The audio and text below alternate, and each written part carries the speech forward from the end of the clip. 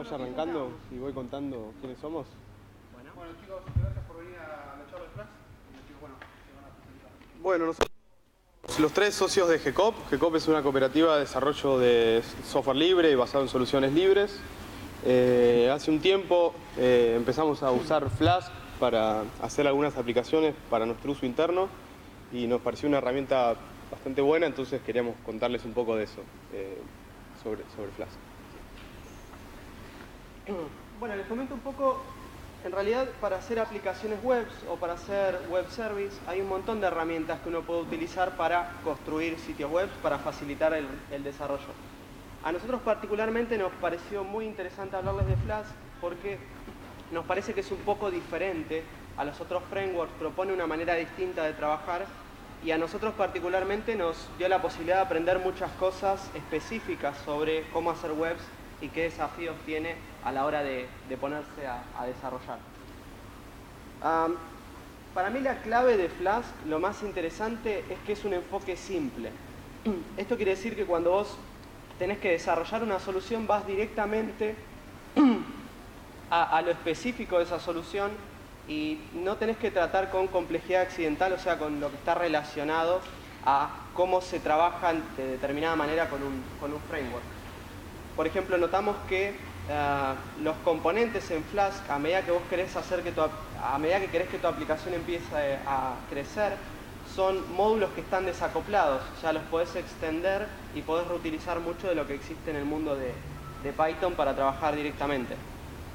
No hace falta bindings para que tu framework entienda cómo trabajar, por ejemplo, con una base de datos o cómo trabajar con un sistema de logging.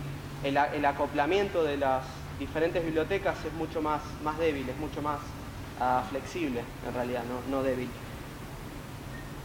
¿Quieren acotar? Sí, bueno, algo importantísimo de Flask es que está autodocumentado el código, o sea, el código está todo comentado.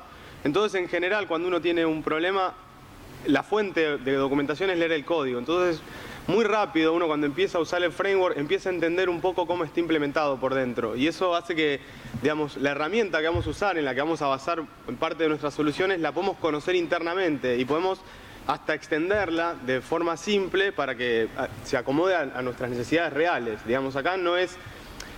Cambiamos el rol de nosotros tener que adaptarnos un montón a un framework y tener que aprender toda su forma de operar a tener una herramienta pequeña, limitada en su uso. O sea, Flask no soluciona problemas que solucionan otros frameworks. Entonces, rápido, aprendiendo, leyendo la documentación básica, ya podés empezar a hacer aplicaciones medianamente complejas usando elementos de módulos de Python que por ahí ya venimos usando para otra cosa y hacer nuevas soluciones y mejoras y extensiones es mucho más fácil porque no hay que entender internamente cómo funciona todo Flask para poder hacerlo. Bien, no sé si... Bien. Nos pareció que una buena forma de empezar a mostrarles Flask a los que no conocen es hacer una aplicación chiquita. Es decir, empezar con algo muy básico como para ver los elementos claves que tiene Flask. Se nos ocurrió que lo más básico que podíamos hacer es una aplicación que responda a un navegador. Es decir, que devuelva una cadena de textos como bienvenidos, como el hola mundo de programación. Flask tiene como una estructura. Vos tenés que crear un objeto que represente la aplicación y después definís rutas para tu servicio web y qué responde cada una. Yo les muestro un poquitito acá. Por ejemplo, tengo...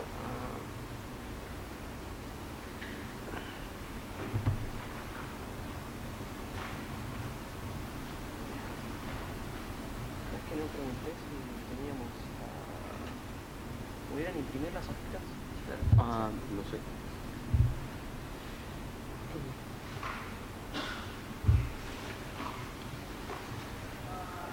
¿Alcanzan a leer el texto del editor de textos ahí? Más o menos. Más grande. Ahí creo que se ve, ¿no? Una aplicación básica de Flask comienza más o menos así. ¿Quieren ir contando ustedes por ahí? ¿No? Sí, básicamente dentro de Flask, que es un módulo, tenemos todos los componentes. Flask es la aplicación principal, es la que se va a encargar de responder los requests que le hagamos, digamos, toda la integración con el web server que usemos o la provee Flask internamente.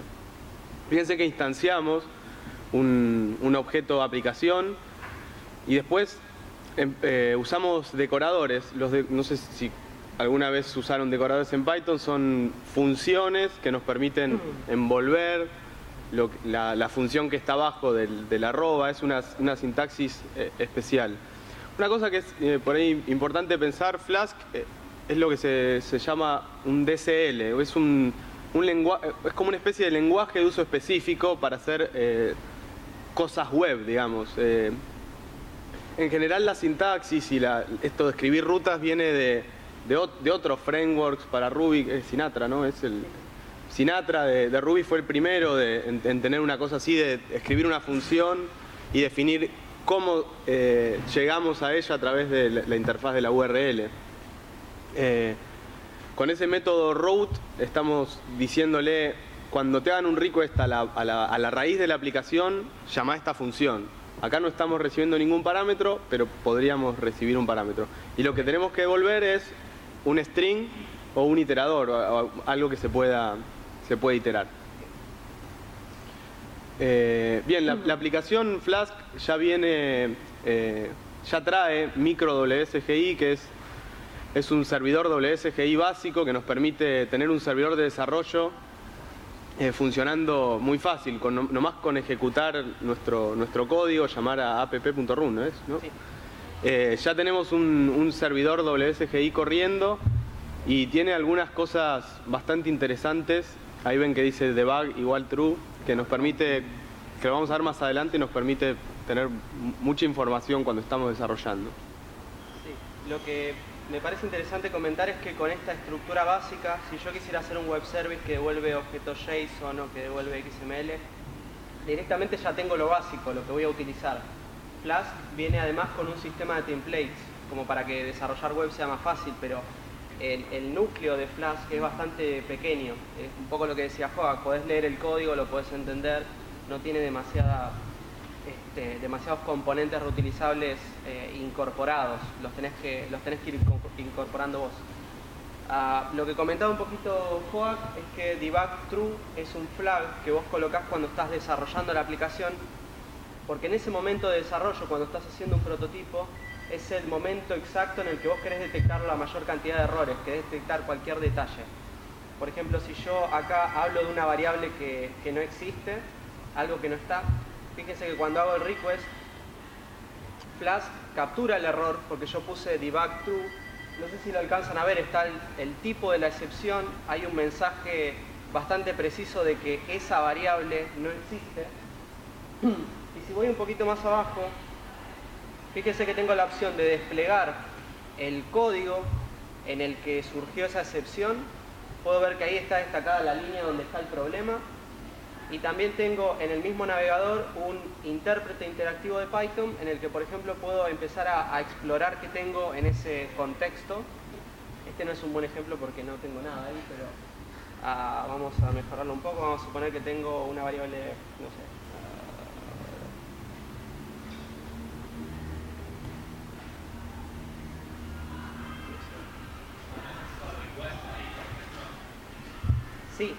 Sí, Flask utiliza contextos, o sea que yo tendría que importar al request.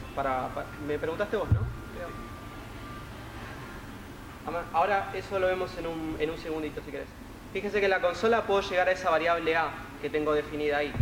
O sea que podría ver qué valor tiene A, o podría hacer un dump de A y ver qué tiene ese objeto dentro. O sea, yo definí que A era un número, pero en realidad para Python es un objeto.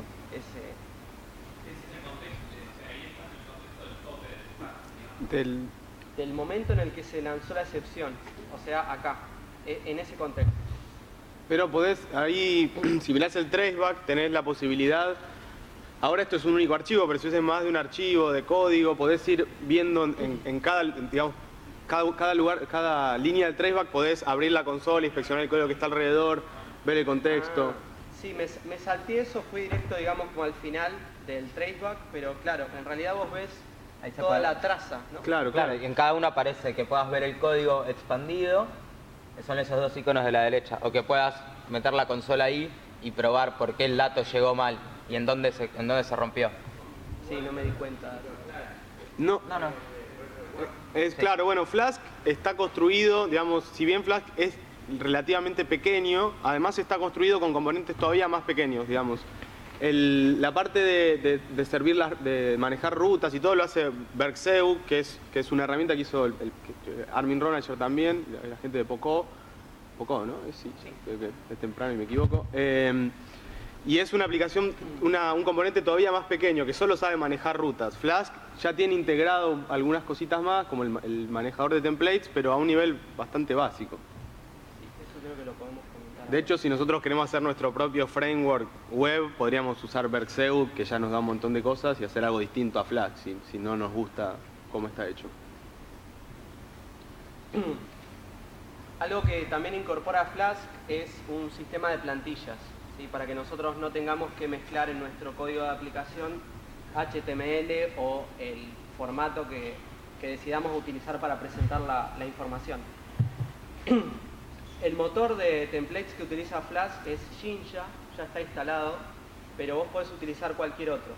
Y es muy parecido, me parece, al de Django, porque vos tenés la posibilidad de escribir HTML con, por ejemplo, referencias a una variable como ahí está nombre en el código del medio. Y también tenés algunos otros elementos como para reutilizar código y para poder iterar sobre colecciones o construir listas o hacer cosas un poco más... Sí. Y después puedes tener mismo también plugins para el manejador de templates, para agregar JavaScript, para, digamos, Jinja es bastante completo, la verdad que también algo importante que para mí es súper importante es Jinja, Flask, Bergseu, la documentación es impecable, o sea, tienen montones de ejemplos, la verdad que es muy cómodo y es muy ameno cuando uno tiene una duda de si se puede hacer tal cosa, generalmente llegás muy rápido a darte cuenta cómo se hace, no tenés que estar remando en montones de páginas de documentación, la verdad que es bastante conciso y simple de entender.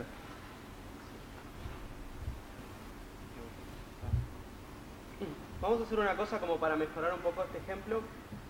En lugar de escribir el bienvenidos acá, vamos a escribirlo en un HTML y vamos a pasarle algunos parámetros. Podríamos incluso capturar algún parámetro de la URL, o sea, hacerlo un poco más desarrollado. Dinámico, no me más sale la palabra. interactivo. Copado, ponele. Copado es una palabra que sirve comodín. Bien, vamos a hacer una cosa. Lo que utilizás en Flask para tomar código de un template y unificarlo con tu contexto es usar render template, la función que está ahí arriba. Entonces, si vos haces render template, podés hablar, no sé, de un home HTML y ese archivo home HTML debería estar en el directorio templates. Sí. Entonces, por ejemplo, escribimos H1.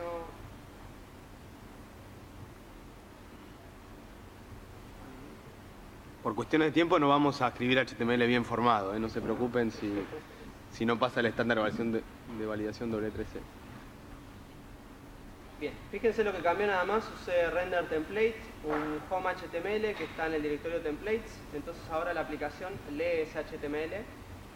Y si yo, por ejemplo, quiero hacer otra ruta para mi aplicación, quiero hacer un, no sé, hola, barra, y que ahí el usuario ponga un nombre, como por ejemplo, nombre acá. O por ejemplo, hacer otro HTML, saludar, y enviarle los parámetros, ¿no? Nombre. Sí, la función tiene que aceptar el parámetro, faltó en home. Tenés razón. Y bueno, sí, la función. Mucho más difícil escribir una presentación. Sí. A ver, templates, saludar.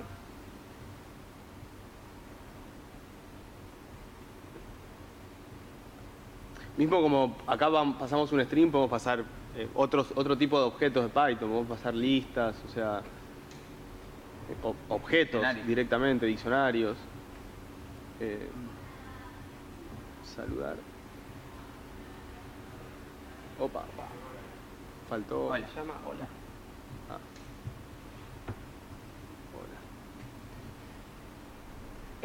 Fíjense que el parámetro que yo envío a render templates, que puede ser cualquier cosa, podría pasarlo el contexto local si quiero, unifica o de alguna manera va al template y Jinja se encarga de reemplazar esa variable, ese nombre, por esta cláusula que tengo acá dentro del template. Si por algún motivo yo, por ejemplo, llamo un helper o algo que no existe, fíjense que la excepción se produce en el contexto de Jinja.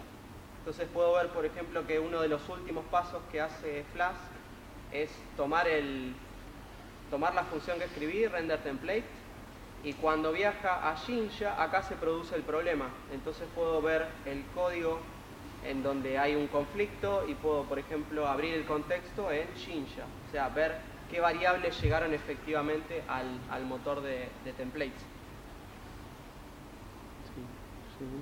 ¿Quieren comentar algo? Sí, algo más, bueno, por ahí acá vimos que estamos recibiendo un parámetro en la URL.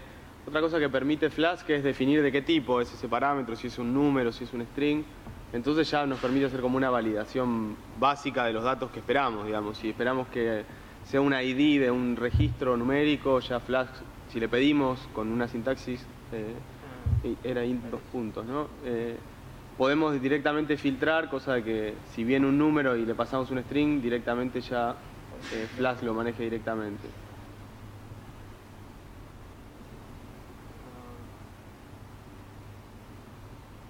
Algo así, por ejemplo. Era así, claro. Lo otro que podés mostrar es que podés decorar dos veces con la ruta. Que yo sepa, ¿no?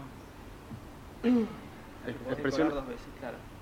¿Expresiones regulares en las rutas? No usa expresiones regulares, usa una sintaxis especial. En Django no usan expresiones regulares. Pero no, acá la sintaxis es bastante más limitada en general.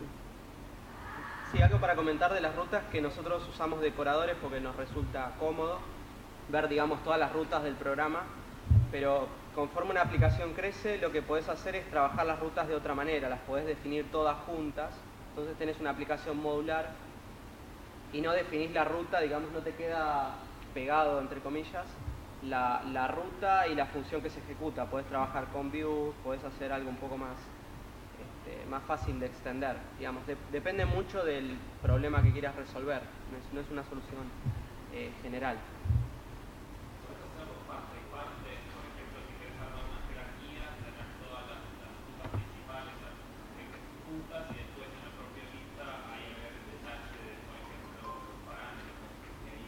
Por ejemplo, exactamente. En una aplicación grande lo que podés hacer es trabajar con blueprints, que son como módulos, y cada módulo que vos creás decís que tiene un prefijo, entonces ya como que tenés una jerarquía basada en prefijos. Por ejemplo, el administrador de un sitio web, si querés tener un backend, sería un blueprint de administración, por ejemplo. Es una manera de encararlo.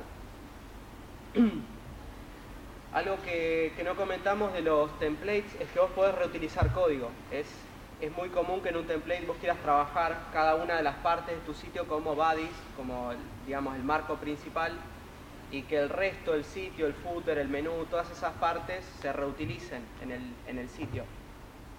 Lo que podés hacer con Flask es extender el template.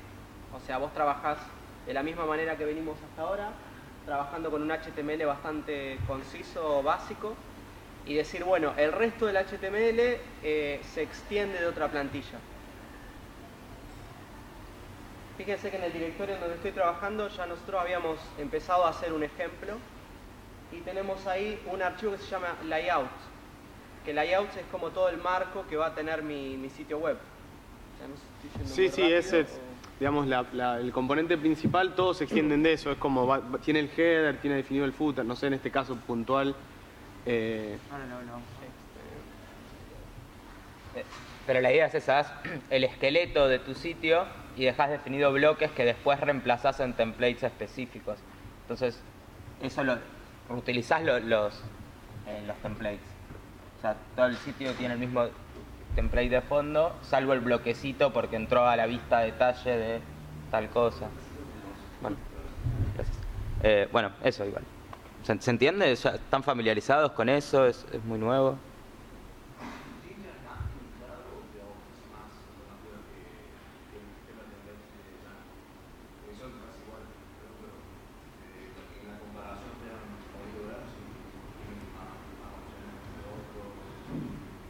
No. No, la verdad que Compararlo con el de Django no lo hicimos.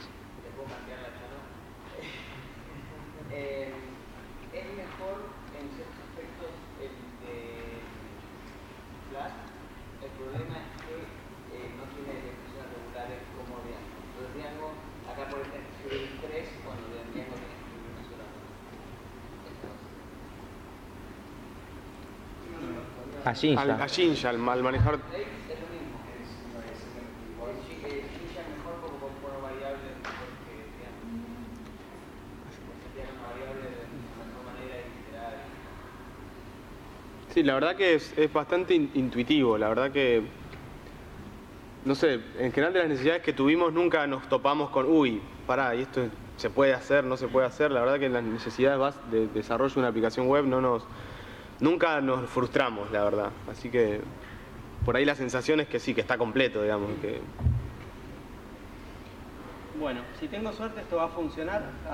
Básicamente hay 2 templates que se van a componer cuando yo actualice el navegador. El primer template del que yo me refiero dentro de la aplicación es a Home. Es decir, fíjense en el archivo de aplicación, yo solamente hablo de Home. Y el template Home lo que tiene es hace como una extensión de layout. O sea que Jinja cuando vaya a tomar este template se va a encontrar con la extensión y va a ir a buscar este otro HTML, que fíjense que tiene toda la estructura definida y un bloque. Entonces yo puedo hablar de ese bloque, puedo reescribir ese bloque. Fíjense que una de las cosas que agregamos en ese layout es algunas bibliotecas de JavaScript y hay algo de Bootstrap. No sé si ¿alguno de ustedes no está familiarizado con Bootstrap? ¿No lo conoce? A nosotros Bootstrap no, porque no... a ver si puedo entrar. Bootstrap es como un framework CSS y algo de JavaScript. Te facilita como empezar a desarrollar una aplicación y también que tenga algunos componentes básicos, por ejemplo botones, ¿sí? Y ya tiene como definido una manera de trabajar para empezar rápido. Cuando un prototipo es conveniente por ahí tomar algo como Bootstrap o algún framework parecido y a medida que vas teniendo resultados lo vas probando, podés o reemplazándolo, sí, pero teniendo algo... Básicamente algo que está bueno nos permite tener una aplicación que se ve más o menos linda de entrada, digamos. Ya la sensación por ahí... Hay algo importante, Flask es una herramienta muy útil para hacer prototipos, digamos. Uno por ahí rápido desarrollar una solución para mostrar más o menos cómo sería una aplicación completa y usando Bootstrap, usando bueno, algunos componentes reutilizables más que vamos a ver después. Muy rápido tenés una aplicación que más o menos se ve linda, tiene buenos widgets, cosas que son triviales de integrar y de hecho hay Bootstrap, ya hay un blueprint que ya está, una extensión para Flask que lo integra fácil, digamos, instalás con Pipe y algo y ya está. Entonces este HTML, aparte de tener la posibilidad de extender, ya da algún tipo de comportamiento visual a la página. Entonces fíjense que yo ya puedo empezar a usar algunos elementos de Bootstrap, como el iconito ese que está ahí. La página también utiliza Live.js, que es me da a mí la posibilidad de escribir algo y cuando guardo el editor, el navegador ya lo actualiza. Entonces podés empezar a trabajar por ahí con 2 monitores y en uno estás prototipando, estás haciendo una prueba y no estás yendo a un lado a otro. Por ejemplo, no sé, esto podría estar en un link. Vamos a hacerlo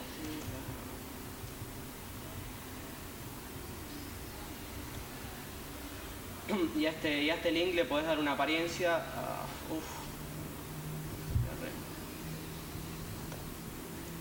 Tipo BTN, que es que se vea como un botón, o que sea un botón, no sé, medio peligroso, entonces lo pinta de otro color. Entonces ya empezás como a trabajar con la aplicación como se va a ver y corregir lo antes posible cualquier tipo de anomalía, como no empezar a desarrollar haciendo muchas como Asunciones, sí.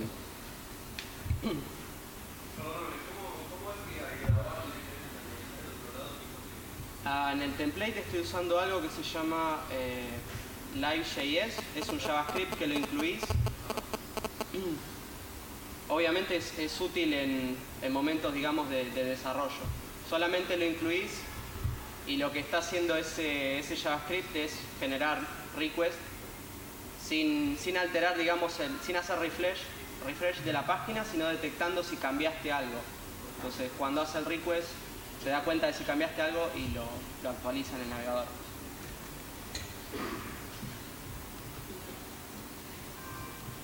¿Es inteligente, digamos, actualiza solo lo que necesita?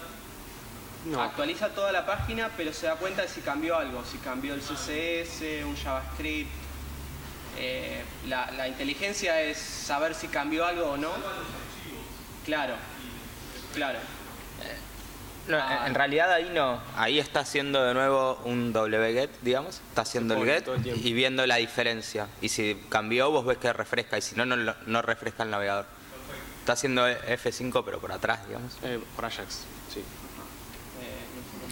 Porque hay otras extensiones que cuando estás trabajando sobre un archivo estático, permite que vos configures tu editor de texto que al guardar haga el refresh del navegador. Este funciona al revés. Y está bueno porque no hace falta que sea un archivo estático, porque en este caso estás cambiando el template, pero tiene que pasar por otro lado el request para llegar a eso. Bueno, ahí se ve con el inspector de Chrome que está haciendo polling todo el tiempo. Por ahí para desarrollar no es un problema. No hay que olvidarse de dejarlo en producción porque podría ser crítico. Bien, ¿qué más? ¿Vistas? Algo que me parecía interesante de los templates para comentar es que a veces cuando vos estás trabajando sobre una aplicación querés desarrollar una funcionalidad y reutilizarla en varios lugares. Jinja tiene una facilidad que a mí me parece bastante interesante, que es poder hacer helpers. Entonces vos, por ejemplo, decís, bueno, yo este pedacito de código lo escribo en muchos lados. No sé, en una aplicación siempre hago tablas de esta manera, o hago un widget de buscador, o hago una lista para seleccionar con un pop-up algún elemento. Entonces vos podés hacer un helper y en el mismo template, fíjense que podés llamar a esa función, digamos, y el helper lo que hace es como construir un HTML que vos mismo ya desarrollaste antes. No sé, lo expliqué muy retorcido, no sé si se entendió la idea. Básicamente podés escribir funciones que vuelvan HTML o JavaScript, o podrías tener helpers que te vuelvan una librería JavaScript o un código JavaScript. Entonces permite reutilizar. O sea, en general, por ahí cuando uno está haciendo maquetas de cosas, escribe el código medio desprolijo, digamos, pone un montón de HTML, después se da cuenta que puede reutilizar y fácil, usando helper, puedes decir, bueno, este código que genera gráficos de torta en este caso, vamos a separarlo para poder utilizarlo en todos los lugares que necesitemos un gráfico de torta. Ya tenemos definido una función y si cambiamos el estilo de uno se va a refrescar en todos, digamos. No duplicar código. Y es bastante intuitivo para usarlo. No sé si querés mostrar el código del Py, si lo tenés ahí. Sí.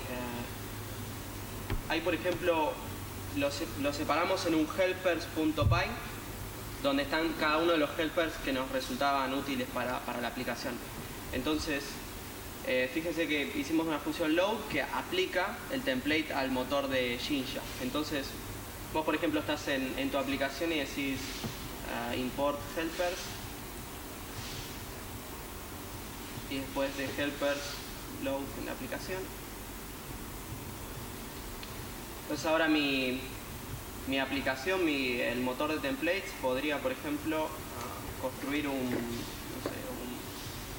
chart con estos valores.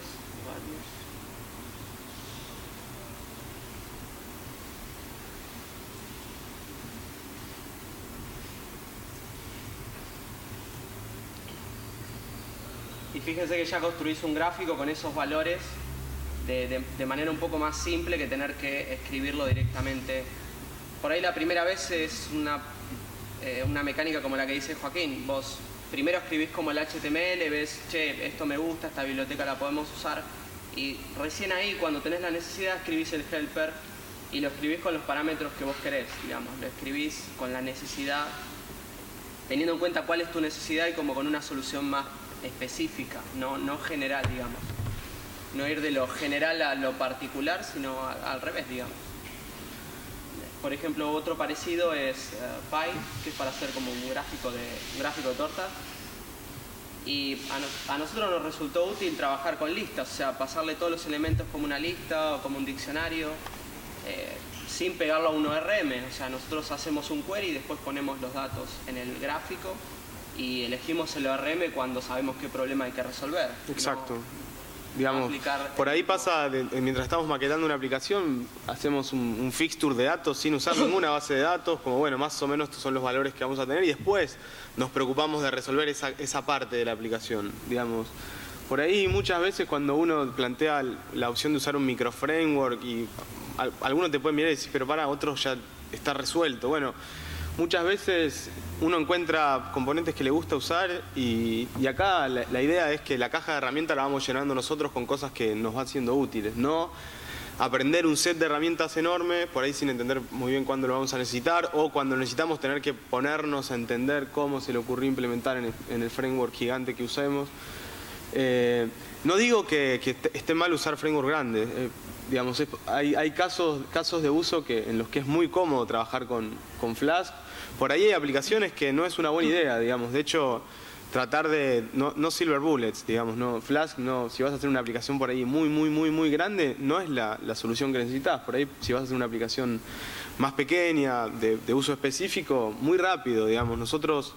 Todo esto surgió en GCOP, de que tenemos un día a la semana que hacemos aplicaciones para nosotros y no teníamos mucho tiempo, entonces no podíamos lidiar con muchas cosas y queríamos usar Python, que nos gusta un montón. Entonces Flask nos permitió rápido tener cosas para mostrarle al resto de nuestros compañeros. Digamos, mirá, estuvimos trabajando con esto, y eso es bastante importante. Tener algo que mostrar rápido de una aplicación, para mí personalmente es algo re importante, porque nos permite reducir un montón el tiempo de desarrollo, la discusión con los posibles clientes. Y bueno, Flask, la verdad, como herramienta nos resultó un montón. El helpers. Sí, lo que quería mostrar por ahí, que es un poco más descriptivo, ahora lo muestro igual de todas maneras, pero en realidad el helper, si vos quitas este filtro save, estás como diciendo que no es una fuente segura de datos, entonces el helper dispara. Esto es lo que va a generar el helper que nosotros escribimos, que básicamente utiliza un JSON y una biblioteca para hacer gráficos. Este código en algún momento estaba copiado y pegado acá. ¿Sí? Entonces el helper como que nos sirvió para escribir plantillas que uno pueda leer y que sean un poco más descriptivas que este JSON, que no te dice qué va a hacer, sino te dice cómo lo va a hacer. Los helpers... Fíjate que acá estamos usando render template de nuevo. Digamos, esto no son funciones que despachan vistas, sino que utilizamos templates de Jinja mismo para generar el HTML, digamos. En el fondo estamos incluyendo un template y pasándole datos. Sí, de hecho, si les gusta mucho el motor de templates, si no quieren hacer una aplicación web, lo pueden usar, digamos. Si están generando documentos o alguna otra cosa que les sirva, pueden usar Jinja porque es realmente cómodo. Bien, algo más. Lo que no mostramos fue usar varias rutas en una función. No sé si... decorar varios decoradores juntos. Dale. Estamos con los 30 minutos. Sí, una cosa que comentamos al principio es que Flask tiene como una modalidad que me parece interesante, y es que la documentación es bastante buena. Y algo interesante que uno ve leyendo la documentación es que el enfoque que ellos tienen sobre aplicaciones grandes es bastante útil. O sea, a mí me hizo bastante sentido porque, por ejemplo, ellos dicen que cuando tu aplicación empieza a crecer, tenés que adoptar como alguna estrategia para mantener ese crecimiento, digamos, que sea algo que se pueda sostener. Entonces, por ejemplo, lo que invitan es a que vos como desarrollador leas un montón de soluciones y leas un montón de casos de éxito de cómo poder lidiar con esa aplicación que empieza a crecer. Es diferente a decirte con este producto o con este motor de plugins lo vas a resolver. Digamos, es como que de alguna manera te dan como otro poder, sí, como desarrollador. Te dicen, mira, la clave es la estrategia, no es la herramienta. ¿Querías decir algo? No. Bien. Entonces por ahí uno de los primeros lugares para ir a buscar información cuando querés hacer una aplicación más grande es la documentación de Flask. Y después, por ejemplo, podrías ir a Extensions, que hay un montón de extensiones y de bibliotecas que son bastante simples, son minimalistas como Flask. Y ya te traen algún tipo de integración con otra tecnología, con Redis, con ORMs, con Piwi. Hay uno, por ejemplo, el que les voy a mostrar ahora, es uno que te construye todo el scaffolding para hacer un backend de un ORM. Digamos, es un trabajo que uno no quiere hacer, digamos. Tenés la base de datos, tenés todo el modelo de datos y querés que alguien lo pueda empezar a trabajar. No se ve nada ahí, está muy chiquito. Y otra cosa que me parece interesante también es que Flask se está empezando a utilizar en muchas aplicaciones modernas, en muchas aplicaciones que corren en varios servidores, que necesitan replicación, que corren como servicios. Entonces, por ejemplo, la gente de Heroku hizo una iniciativa que consiste en tomar como 12 principios de cómo manejar distintas partes de una aplicación, cómo manejar el caching, cómo manejar la replicación, cómo manejar el login, cómo manejar los errores, y escribieron estos 12 principios que no solo aplican a Flask, aplican a un montón de aplicaciones, pero que son como buenas prácticas, son como el aprendizaje de mucha gente que está laburando en aplicaciones de este estilo. Por ahí para cerrar también contarles que hay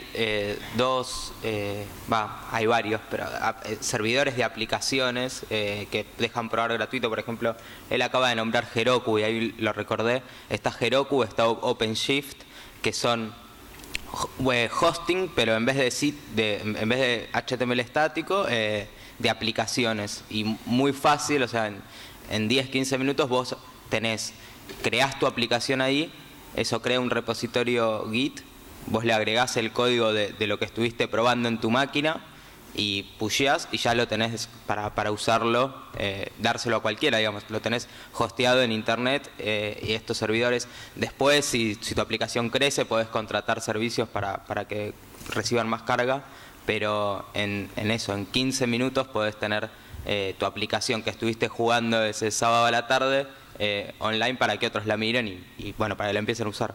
Eso está bueno, que justo comentó Heroku, es una parte interesante de esto. Sí, algo que me parece interesante ahora que estamos todos antes de irnos es que nosotros armamos como un apunte de algunas cositas básicas de Flask y pusimos links, como los links que están ahí abajo, que nos parecieron útiles por si les interesa seguir investigando. Y aprovechen por ahí este rato que estamos todos juntos, porque creo que ustedes tienen más experiencia que nosotros, o sea, nosotros estamos empezando. Y creo que sería bueno por ahí intercambiar mails y que nosotros les podamos hacer llegar esa información.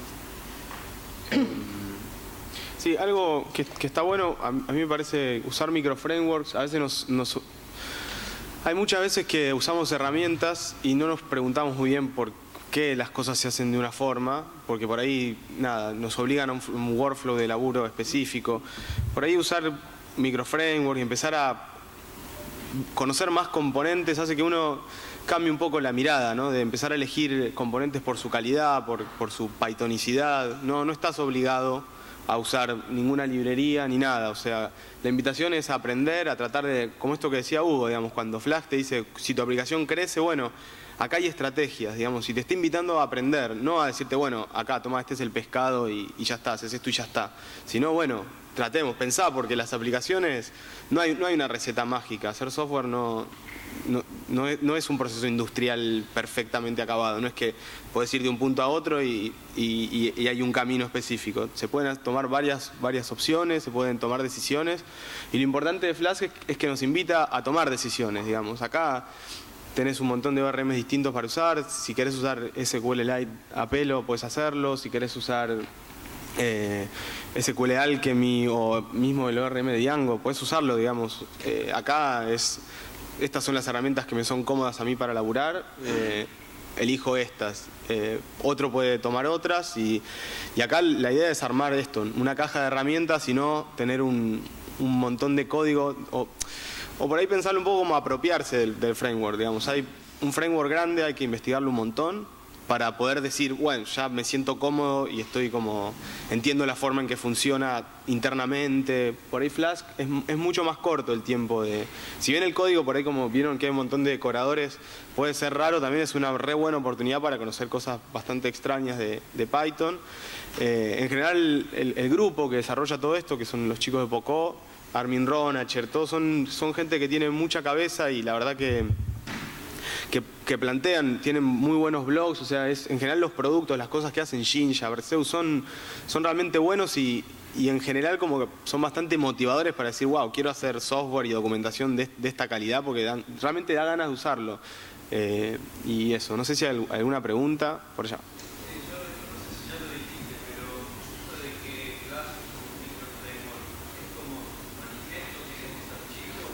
Sí.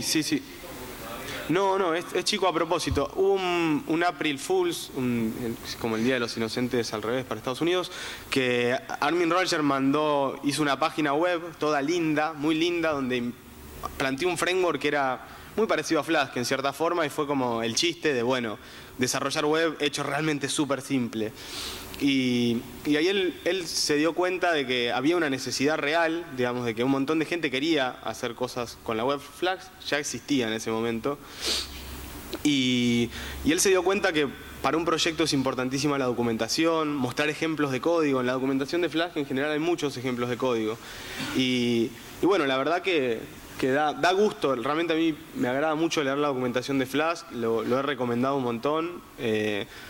Qué sé yo, por ahí para un programador que labura con otros lenguajes, que hace web con PHP, esto de tener un traceback o tener, digamos, mucha información de lo que está pasando en la aplicación, tener una consola con el servidor y podés hacer un print y ver los objetos, digamos, no estás atado a esos problemas de desarrollo que tiene PHP. No es que Flask resuelve esos problemas solamente, ¿no? Pero desarrollar web así, con estas herramientas de buena calidad, realmente da gusto. Sabiendo que desarrollar web es una tarea bastante tediosa, ¿no? En general.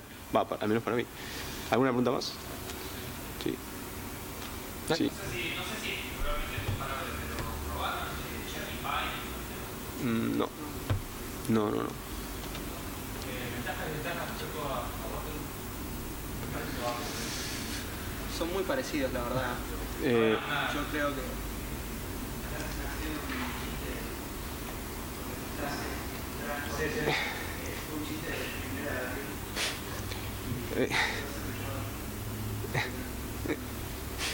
Sí. Yo había usado WebPy, Bottle y cuando empecé a usar Flask me di cuenta de que había muchísima más gente, o sea, como que había más comunidad. Y por ejemplo, los chicos que hacen Flask tienen como un concepto de desarrollar software que me pareció muy atractivo porque ellos, por ejemplo, también hicieron el sistema de documentación oficial de Python, hicieron Sphinx. Y le dan mucha importancia a poder explicar y a que vos cuando vayas a la documentación sea concisa y bien explicada, que tenga buenos ejemplos. Entonces como que cuando empecé a mirar por ese lado ya no le di mucho... No puse mucha atención en Bottle, por ejemplo. Sí, de hecho... O en WebPy. Sí, de hecho la transición fue esa. Usábamos Bottle para cosas básicas, digamos, para aplicaciones chiquitas, y de repente Flask tenía algunas cositas más que esto, ¿no? Los templates y nada, es por ahí un poco más complejo que Bottle. Por eso, análisis no hicimos, la verdad. Es como que... yo cuando empecé a ver Flask no atendí los demás, digamos. Fuimos totalmente cegados. Sí, en Rosque. Sí. Que bueno, jugando el disco y había muchas personas jugar en contra y por dos. Ajá. La verdad que no. Creo que tenía soporte para Python 3, el Flask, ¿no? No, Flask todavía no. Bueno, esa es una en contra, poner. No sé si algo más. Está bueno. Y charlemos después, a ver. Más comunidad y más documentación Flask. Sí. No. ¿Por qué? Sí. Yo veo un poco más allá. Yo trabajo en Python Django para proyectos donde yo pueda dominar un servidor. Si le digo al cliente, en este servidor cargamos y hacemos Django y todo. Pero cuando tengo que ir a programar para algún cliente de una página web, no tengo muchas opciones porque casi todos los hostings están baratos, digamos. Solo nos soporta Flask. ¿Tienen ustedes ya algún que sí hacen de Flask? OpenShift. OpenShift y Heroku. Sí, lo que comenté, Heroku y OpenShift. Depende de la carga que vayas a tener. Heroku está bueno para probar, después es medio costoso. OpenShift creo que puede ser más viable. Es una opción. WebFaction también, sí. En general todos los que... En general ese es el problema, ¿verdad? Todo lindo hasta que hay que ir a un hosting y le dice solo tenemos PHP. Y sí. Pero bueno, ahí también hay que hacer valer un poco que uno es un programador y que entiende un poco más de tecnología que los clientes y le conviene pagar un poquito más y tener un hosting y una aplicación Sí, mejor. Nosotros en parte resolvimos teniendo una VPS, o sea que ahí instalamos y trabajamos como si fuera una compu en la casa, digamos. Y para algunos prototipos nos resultó útil usar OpenShift y también Heroku. Heroku, por ejemplo, a mí me parece interesante porque vos lo definís como un, ¿qué sería? Como un remote de Git. Sí, como un remote de Git. Como otro repositorio de Git, entonces cuando vos haces push, por ejemplo, en GitHub, respaldás tu código en GitHub y cuando haces push en Heroku, tu aplicación hace todo el proceso de deploy. Entonces, a los 10 segundos ya tenés la aplicación tal como la tenés en tu máquina. Bueno. Bueno, le damos las gracias a los chicos, un aplauso por favor.